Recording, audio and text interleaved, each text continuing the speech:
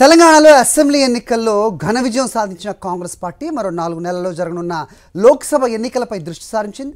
17 లోక్సభ స్థానాలున్న తెలంగాణలో వీలైనన్ని ఎక్కువ స్థానాలు గెలుచుకోవాలని కాంగ్రెస్ పట్టుదలగా ఉంది. దానికోసం ప్రతి నియోజకవర్గంలో కూడా బలమైన అభ్యర్థిని బరిలో దింపాలని భావిస్తోంది. ఇటీవల అసెంబ్లీ ఎన్నికల్లో ఓటమి చెందిన సీనియర్లలో కొందరిని లోక్సభ ఎన్నికల్లో పోటీ చేయించాలని చూస్తోంది. తెలంగాణ కాంగ్రెస్లో జోష్ పెంచేందుకు పార్టీ అధినేత్రి సోనియా గాంధీని తెలంగాణ నుంచి పోటీ చేయించాలని కూడా పార్టీ వ్యూహకర్తలు నిర్ణయించినట్టుగా చెబుతున్నారు.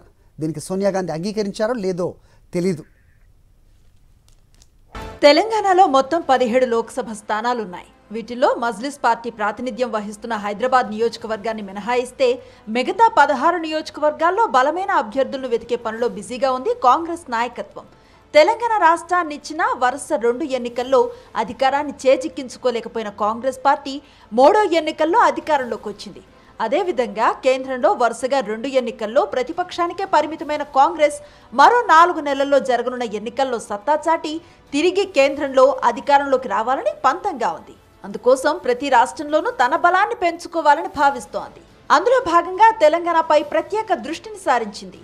పార్టీలో జోష్ నింపడానికి పార్టీ సుప్రీం లీడర్ సోనియా గాంధీని తెలంగాణలో ఏదో ఒక నియోజకవర్గం నుంచి పోటీ చేయించాలని పార్టీ వ్యూహకర్తలు భావిస్తున్నారు. ముఖ్యమంత్రి రేవంత్ రెడ్డి మొన్నటిదాకా ప్రాతినిధ్యం వహిస్తూ వచ్చిన మల్కాజ్గిరి లోక్సభ నియోజకవర్గం నుంచి సోనియా గాంధీని బరిలో దింపాలని భావిస్తున్నారు. దీని ప్రభావం దక్షిణ భారతంపై బానే ఉంటుందని, అది కాంగ్రెస్కు కలిసొస్తుందని పార్టీ వ్యూహకర్తలు అంచనా వేస్తున్నారు. అయితే అనారోగ్య సమస్యలతో బాధపడుతున్న సోనియా గాంధీ తెలంగాణ నుంచి పోటీకి సై అంటారా లేదా అన్నది తేలాల్సి ఉందంటున్నారు రాజకీయ పరిశీలకులు.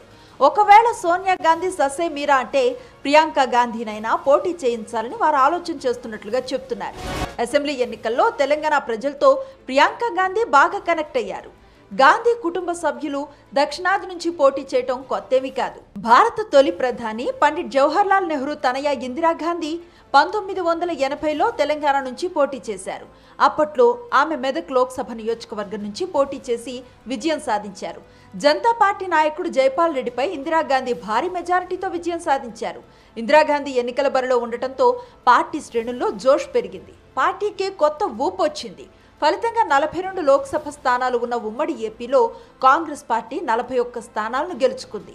దీన్ని దృష్టిలో పెట్టుకునే వచ్చే ఎన్నికల్లో గాంధీ కుటుంబ సభ్యులు తెలంగాణ నుంచి పోటీ చేస్తే పార్టీ క్లీన్ స్వీప్ చేస్తుందని పార్టీ నేతలు అంచనాలు వేసుకుంటున్నారు. సోనియా గాంధీ అయినా ప్రియాంక గాంధీ అయినా కార్యకర్తల్లో ఉత్సాహం ఉరకలు వేయటం ఖాయమని వారు ధీమాను వ్యక్తం చేస్తున్నారు. కాంగ్రెస్ పార్టీయే కాదు, భారతీయ జనతా పార్టీ కూడా తెలంగాణపై ప్రత్యేక ప్రణాళికలను రూపొందించుకుంటుంది. అసెంబ్లీ ఎన్నికల ప్రచార సమయంలోనే వచ్చే లోక్సభ ఎన్నికల్లో బీజేపీ అగ్రనేతల్లో ఒకరిని తెలంగాణ నుంచి బరిలోకి దించాలని కమల్నాథులు ప్లాన్ వేస్తున్నట్లుగా ప్రచారం జరిగింది. ప్రధాని నరేంద్ర మోదీ కానీ కేంద్ర హోంమంత్రి అమిత్ షా కానీ తెలంగాణ నుంచి బరిలోకి దిగితే పార్టీ శ్రేణుల్లో ఫుల్ జోష్ వస్తుందని వారు అంచనా వేస్తున్నారు. అదే జరిగితే గత ఎన్నికల్లో 4 స్థానాల్లో సంచలన విజయాలు సాధించిన బీజేపీ వచ్చే ఎన్నికల్లో కనీసం 9 స్థానాలైనా గెలవాలని పట్టుదలగా ఉంది. అది నిజం చేసుకోవాలంటే నరేంద్ర మోదీ ఇక్కడి నుంచి పోటీ చేయాలని తెలంగాణ బీజేపీ నేతలు పార్టీ నాయకత్వాన్ని కోరినట్లుగా చెబుతున్నారు. దీనిపై మోదీ, అమిత్ షాలు తమ నిర్ణయాన్ని ఇంతవరకు ప్రకటించలేదంటున్నారు. హైదరాబాద్ లోక్సభ స్థానం కొన్నేళ్లుగా మజ్లిస్ పార్టీకి కంచుకోటగా ఉంటుంది. ఈసారి దాన్ని బ్రేక్ చేసి అక్కడ పాగా వేయాలని కాంగ్రెస్ పార్టీ భావిస్తోంది. అసెంబ్లీ ఎన్నికల్లో నాంపల్లి నుంచి పోటీ చేసి ఓటమి చెందిన ఫిరోజ్ ఖాన్ ను హైదరాబాద్ లోక్సభ నియోజకవర్గం నుంచి బరిలోకి దింపే అవకాశాలున్నాయంటున్నారు. కాంగ్రెస్, బీజేపీలు తెలంగాణలో లోక్సభ స్థానాలపై గురిపెట్టాయి. మరోవైపు భారత రాష్ట్ర సమితి సైతం లోక్సభ ఎన్నికల్లో వీలైనన్ని ఎక్కువ స్థానాలు గెలుచుకొని అసెంబ్లీ ఎన్నికల్లో ఓటమికి ప్రతీకారం తీర్చుకోవాలని పట్టుదలగా ఉందంటున్నారు.